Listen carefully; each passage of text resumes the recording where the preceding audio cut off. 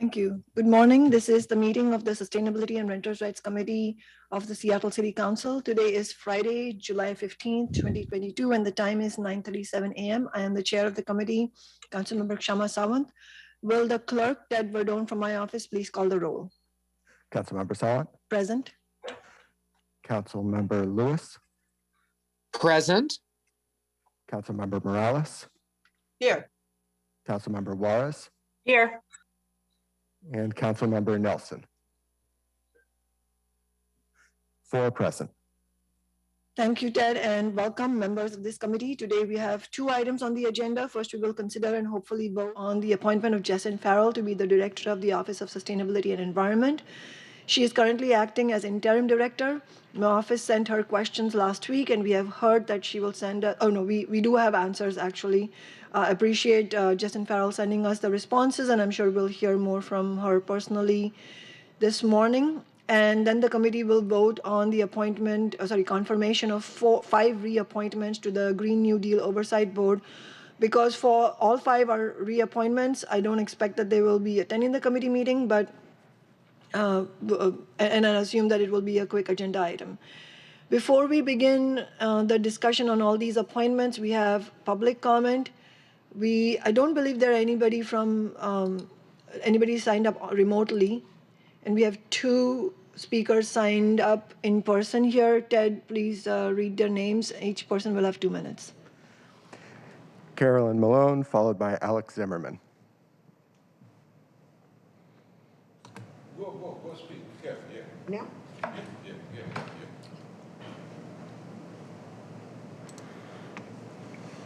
No, next. I know. And here's something. Ted, can you take that? Oh. Okay. I'm Carolyn Malone. I live at 910 Marion Street in senior housing. This is a renter's right issue. I'm being retaliated against because I protest against Seattle police being present at my location. They have no right to be there. I protest usually at 4th and James, and my rent has been raised astronomically. That's the handout I gave over there, because whenever I protest, I'm retaliated against by this raised rent. My rent is $325 a month. According to that statement, I owe $980. I paid $325 this month. I received another statement I didn't have time to copy with $1,305 I owe. I have it here, but I don't have a copy for her.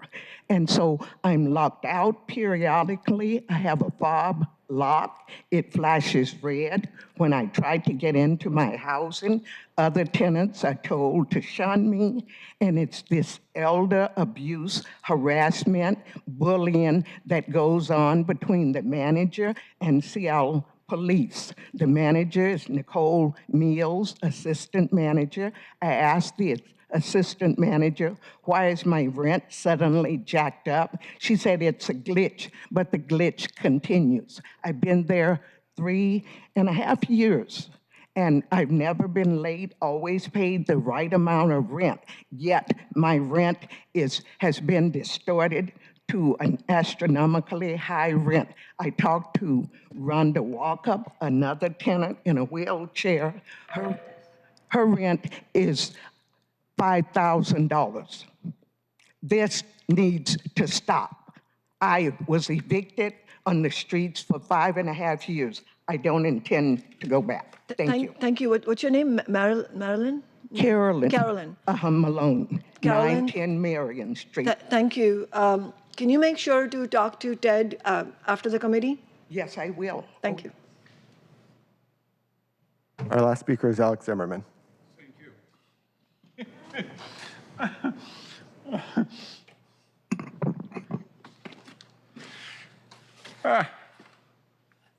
The Heil, my dirty, damn Nazi fascist mob bandita and psychopath. My name is Alex Zimmerman, and I want to speak about agenda. You appointment somebody. So, for my understanding, for many years, people, what is your appointment, you know what it means. It's all crook identical to you. And I speak with these people for the last 15, 20 years, 100 times. Nothing different. They never listen to one normal, civilized, logical voice. Never, never. So my question right now, how is this possible? So they crook identical to you because apple never fallen too much from tree. And I give you a simple example. Why you, Consul Savan, don't show us faces? Why? Why you don't show us faces? You pretend be socialist for working people. So my analogy right now come to my head. Hitler are working class people too. He represents socialism in working people. So why you acting like a Nazi, like a Hitler? Yeah, why? Why you don't show my face? Why I need come to this meeting every day for last 3 months and ask very simple question. Where is the problem? They show your face, don't show my face. Why? Why you don't change this? Are you for working people? I am a working people. I'm social security now. I retired old man. Where is a problem? Why you cannot change this ever for your meeting? Separate from all crooks. Be for people. Why you cannot doing this? You see your faces? Why you see not my faces or her faces? It's a problem what is we have right now. So my question to you right now, when you stop and acting like a Nazi, Gestapo, freaking socialist. Is this exactly what has happened? When you for people, you're supposed to be give a chance to be equal to everybody. Thank you very much for your dirty time. It's our final speaker. So that's the end of public comment, and we will now begin our first item, which is the appointment of Jessyn Farrell as Director of the Office of Sustainability and Environment. I believe we have our presenters on Zoom, so please introduce yourselves, and then we can begin the discussion then. Thank you. My name is Adrienne Emery. I'm the Chief Equity Officer for Mayor Harrell administration. I say good morning, Council Member Sawant and members of the committee. It's my honor to introduce you today to Jessyn Farrell, Mayor Harrell's nominee for Director of the Office of Sustainability and Environment.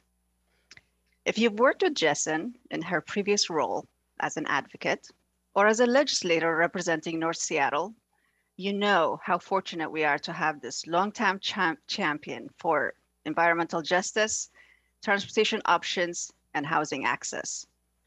Through her work, she has aimed to center the voice of the most marginalized, which, as you know, are the people most affected by climate change. Before Mayor Harrell contemplated referring Jessyn's nomination for your consideration, he had our office consult with stakeholders, including representatives from 350 Seattle, the Transit Rider Union, Community Passageways, the Housing Development Consortium, Seattle Building Trades, ML King Labor, Climate Solutions, Transportation Choices Coalition, the Green New Deal Oversight Board, and of course, several staff members at the Office of Sustainability and Environment. We heard loud and clear that Jessyn has demonstrated a drive and a commitment to advance climate solutions that will be emulated in cities across the globe. She's loved by her staff. Environmental advocates respect her, and she remains fearless and undaunted in the face of what are almost existential challenges.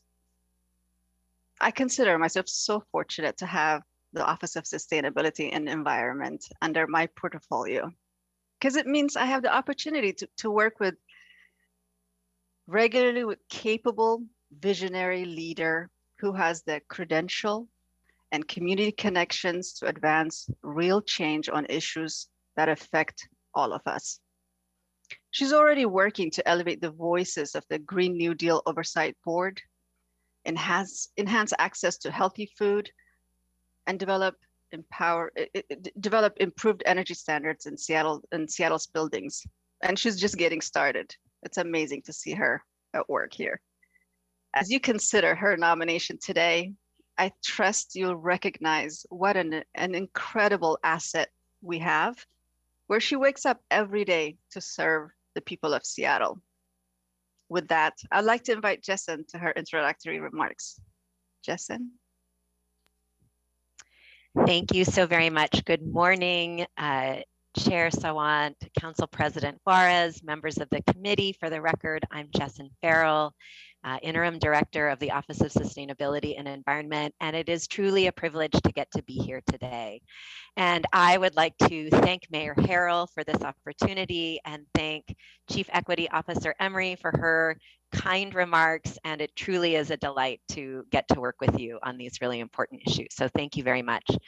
So I thought I would spend a few moments talking about how I see my role and vision, and then I really look forward to taking your questions and talking today about the office and where we might go as a city. So first and foremost, I just have to acknowledge it is such an honor to get to work with the passionate and very talented staff at OSE. They are amazing. It is an honor to get to work with the amazing community members who wake up every day and further climate justice, food access across our city, and the really wonderful city leaders and folks across departments as we work together to put forward really comprehensive policies that will achieve a healthy and resilient city and advance race and social justice. So first and foremost, I see my role as supporting this work. There are already so many good things happening at the Office of Sustainability and Environment, whether it is our food access work and the great work being done to update our groundbreaking food action plan, to expand access to fresh bucks and the retailers who are participating, access to healthy and culturally relevant food in schools.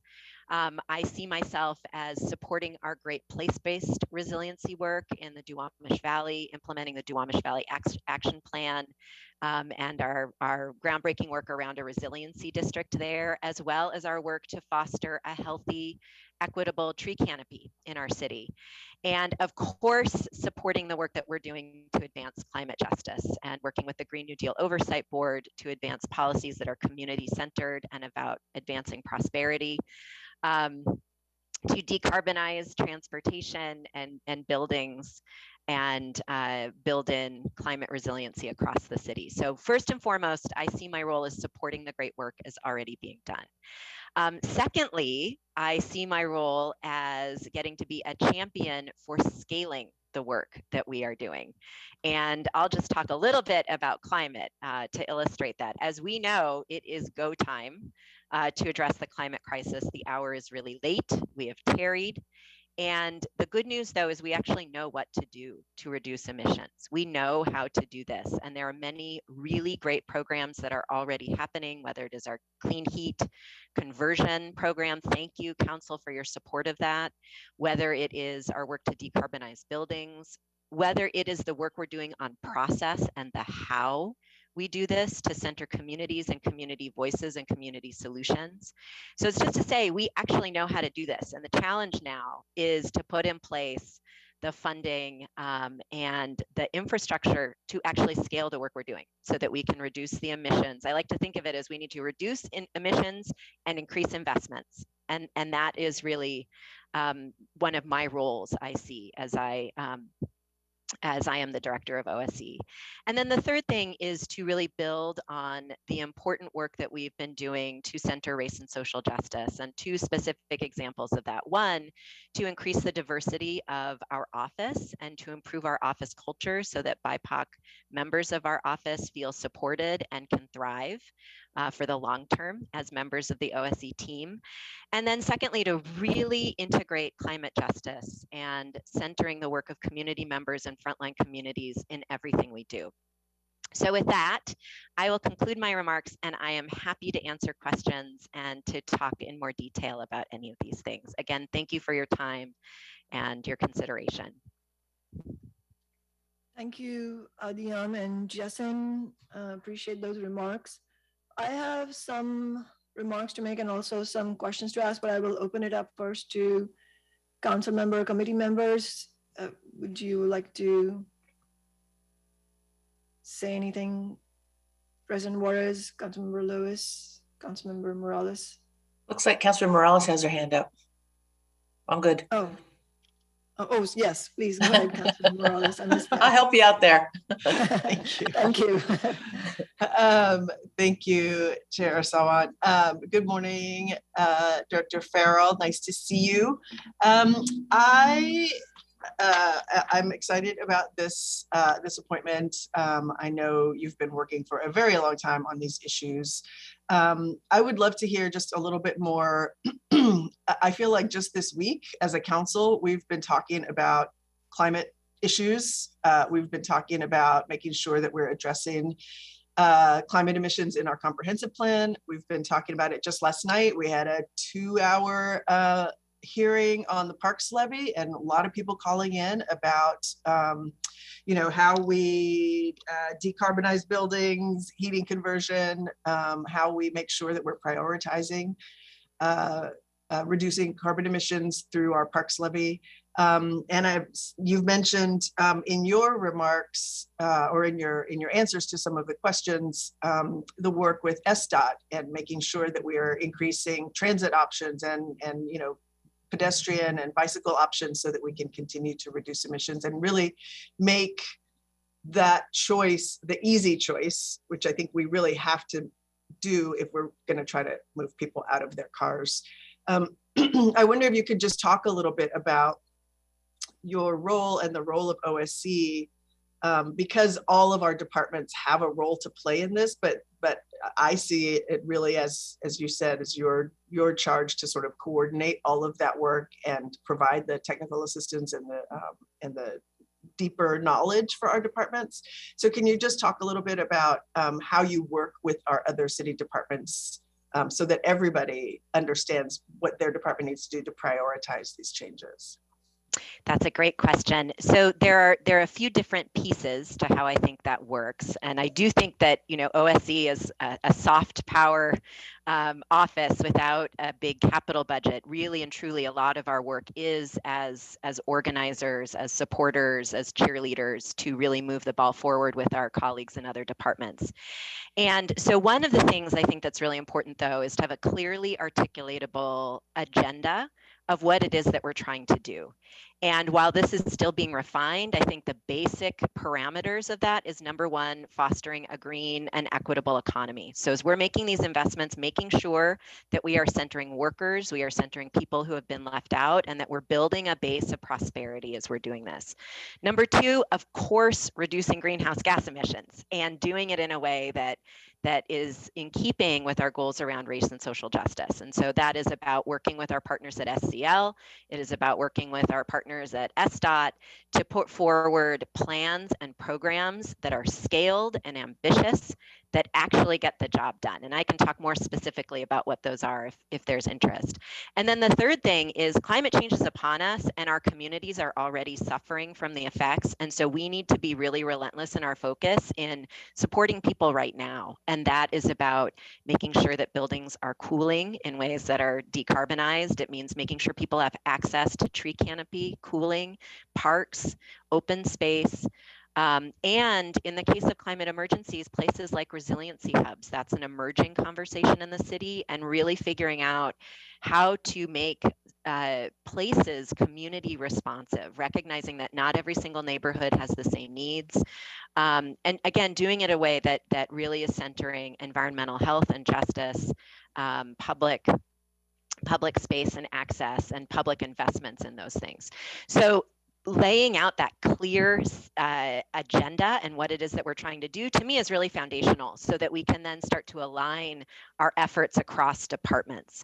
And so as we're looking at a parks levy, for example, we can say, how is that furthering climate resilience? How are we building into our parks spaces where people can be safe in a climate emergency?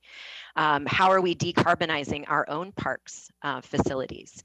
It also means, as we're looking at a comprehensive plan, working with OPCD to add a climate element. Thank you to Council for your interest and direction on that, but really looking at how we're integrating our land use choices to be making sure that we're creating the conditions where transportation choices can work. Transportation choices work best when people are living close to and have access to walking, biking, and transit. So really integrating land use and our transportation conversation. So those are a couple of really concrete examples on how I see an agenda that is clearly articulatable and then translated into the work that various departments are doing.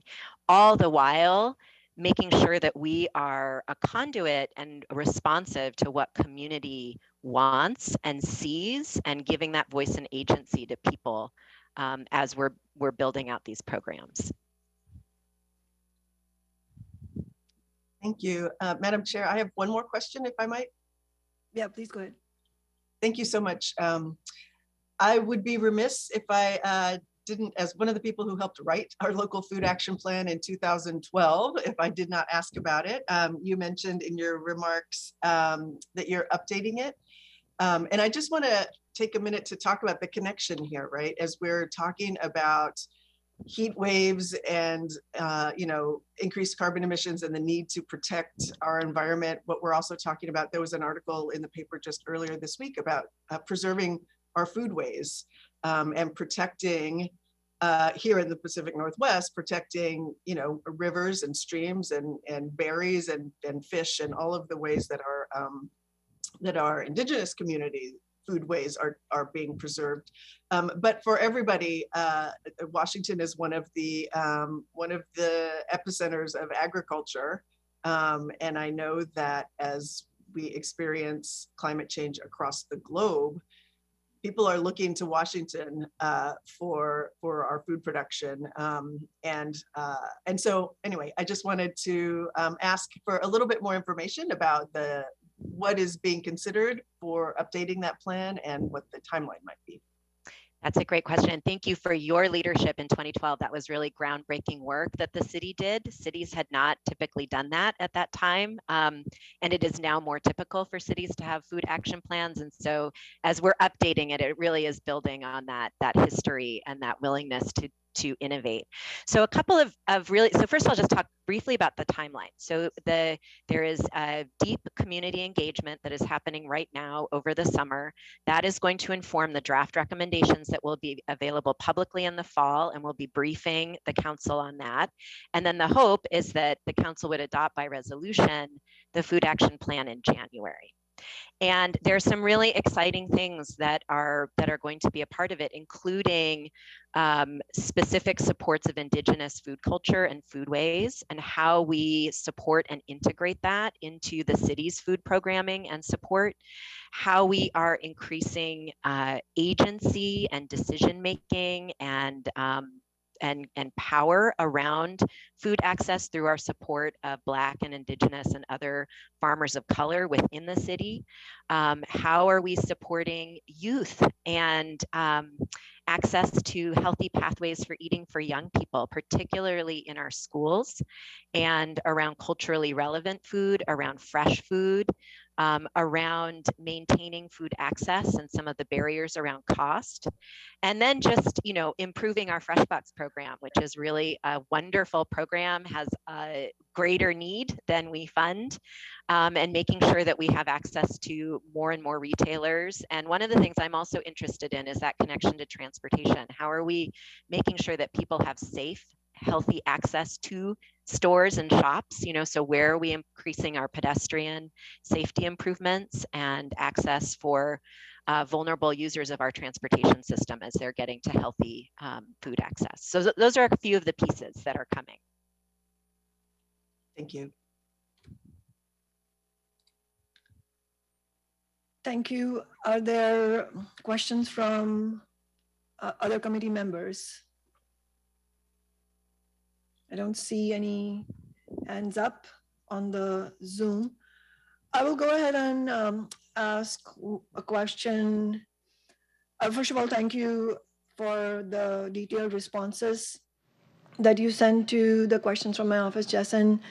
One of the questions I asked was, why do you think leaders, including local and national elected officials, have failed to take meaningful action to address the climate crisis despite the most dire warnings from scientists? In response, you said something I really agree with. You said, quote, in spite of the overwhelming scientific consensus about the climate emergency and the broad public support for urgent action, we as a society have failed to take meaningful action, in large part because of the systemic power of the fossil fuel industry, end quote. That is absolutely, it's a fact.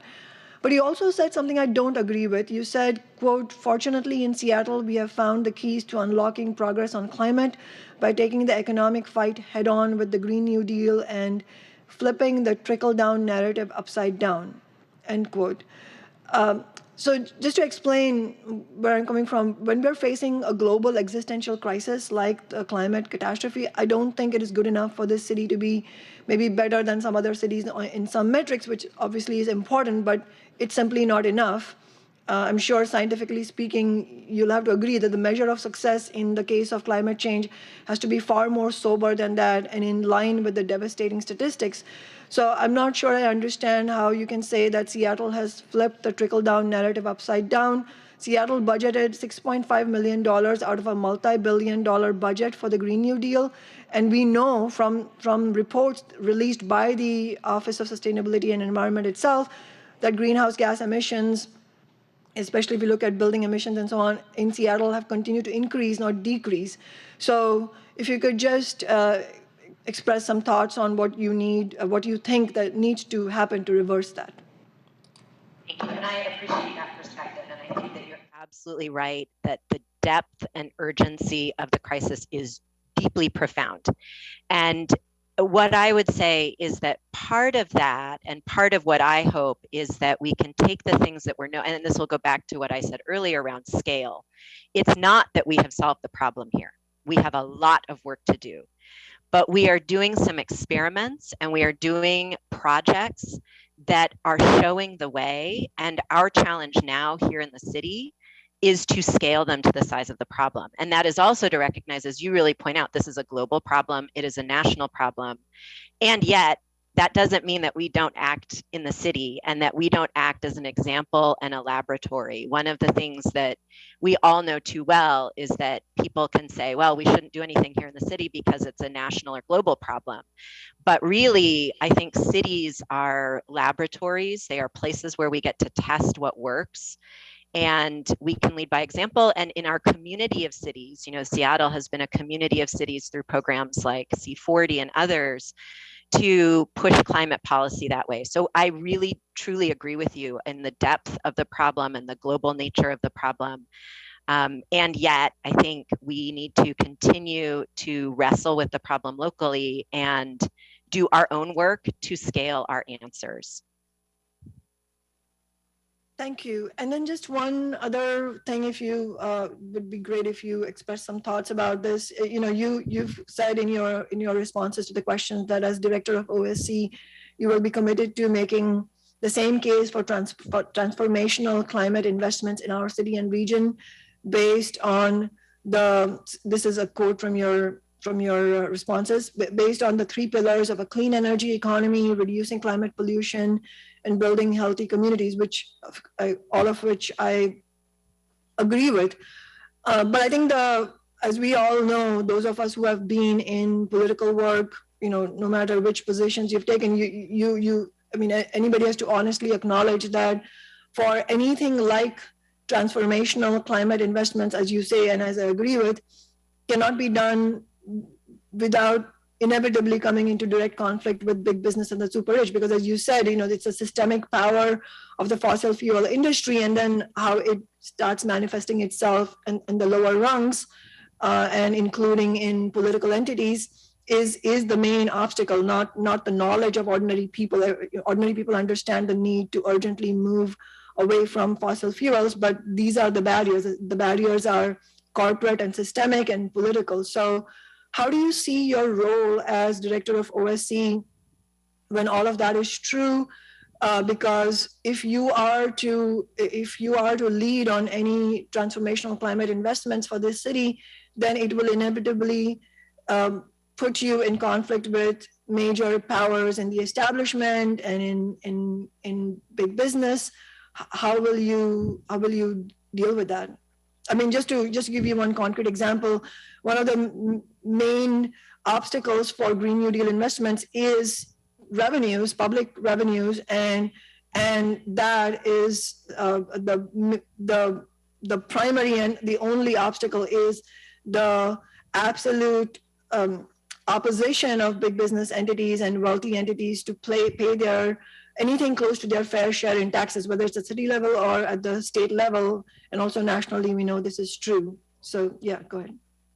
I will just start by acknowledging that perspective and, really thanking members of this council for the work that has happened to advance progressive tax revenue through the Jumpstart tax and other efforts. And part of the reason I think the Green New Deal has the potential to be so powerful is that it centers a different economic story, and it gives us the opportunity to litigate and demonstrate a different economic story that really is about centering workers. It is about undoing racial harms of the past by focusing on broad-based prosperity and by focusing on partnerships with labor partners and community partners, and therefore making investments that are about centering people and the things that we know create economic prosperity, which is broad-based participation, people having well-paying jobs. Those things are the things that really create economic prosperity. And that's why, again, I think one of the things that has been really pernicious over the last 50 years is it's easy to stop environmental regulations just by saying they'll kill jobs, right? And we know that's not the case, but we're bathed in kind of a mythology where people hear that and are like, oh my gosh, my own economic well-being is so already difficult. I'm going to vote no on this carbon tax, or I'm going to tell my legislator to, vote no or not pay attention because you're too busy working, right? So to me, the Green New Deal is really important because it gives us a different economic narrative and then actually the policies that go with that. And so again, I agree with you on the bigger systemic challenges, and yet I think that we have this opportunity to show a different way of doing things and centering the prosperity of regular people as an environmental imperative itself. Thank you. I appreciate your responses and the discussion that we were able to have, and also the responses you sent in writing. Are there any other questions or comments from committee members? I don't see anything, so I won't delay this further. If there are no further questions, then I will move appointment 02268, appointment of Jessyn Farrell as Director of the Office of Sustainability and Environment. Can I have a second, please? Second. Thank you. Will Ted Verdone please call the roll? Ted. Sorry, I was muted. Councilmember Sawant. Yes. Councilmember Morales. Yes. Councilmember Juarez. Aye. Councilmember Lewis. Yes. 4 in favor. Thank you, committee members, and thank you, Jessyn. Congratulations. This moves to the City Council for the full City Council vote on July 26th for final confirmation. And I've no doubt that will pass. So thank you so much. Thank you, Chair Sawant, and thank you, members of the committee. I am delighted and looking forward to working with you. Thank you. See you later. So our final item for today is the reappointments of 5 Green New Deal Oversight Board members. I'll read them into the record now. Appointment 02269, reappointment of Debolina Banerjee as member, Green New Deal Oversight Board for a term to April 30, 2025. Appointment 02270, reappointment of Emily J. Myers for the same board and term. Appointment 02271, a reappointment of Andrea Ornelas, same appointment. 02272, reappointment of Deepa Sivarajan as the same board and to the same board and for the same duration. Appointment 02273, reappointment of Jess Wallach, same. So we don't have any presenters to this, am I right? That's correct. These are all reappointments. They all participated in the Green New Deal Oversight Board over the past few months. It was a short appointment because it was the first appointment. So the term, their initial terms expired less than a year into their appointments. Okay, thank you for that information, Ted. So I will now move appointments, if there are no objections. I will now move appointments 02269 through 02273. Can I have a second? Second. Thank you, President Juarez. So will Ted Verdone please call the roll? Councilmember Sawant, Yes. Councilmember Juarez, Aye. Councilmember Lewis, Yes. Councilmember Morales. Yes. 4 in favor. Thank you, committee members. Though those reappointments will move to the full city council meeting on July 26th also for final confirmation. That was the end of the scheduled agenda. There are no comments from committee members. I will go ahead and adjourn the meeting. Madam Chair, before we Yes. adjourn, can I say something? Yes, please. First of all, I really want to thank you for taking the time to propose the questions to Jessyn Farrell on the Office of Sustainability. Your work since I've been on council has been amazing with the Green New Deal and your efforts and your commitment to keep moving this forward. And I really always learn something and appreciate something, particularly in the conversation you teed up with Jessyn on the Green New Deal and this argument that it's always jobs versus the environment. And so when someone can tackle it from an intellectual level, from a factual level, not just, political slogans, but actual, dialogue about the data and what it means to this, this threat that we have in climate change. So I just wanted to appreciate your intellect and your commitment to moving this forward and being relentless and not letting this go. So thank you. Thank you, President Juarez. I really appreciate those words, and you're absolutely right. It's always falsely presented as jobs versus planet, but we're going to have neither. And actually, what we need is both, and that's the only way it can work.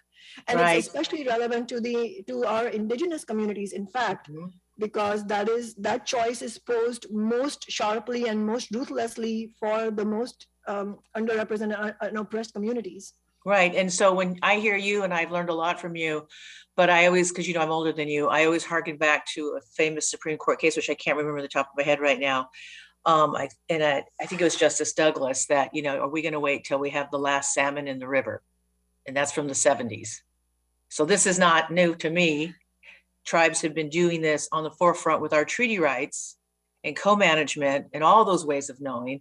So I'm glad to see that we're having other non-colonial Western ways of thinking collectively about the environment. So thank you. Absolutely. That's a great metaphor. Yeah. Are we going to wait for the last salmon? And as you said, that was 50 years ago, and here we are, So yeah, thank you so much. And look forward to seeing you all at the next committee meeting adjourned. Thank you.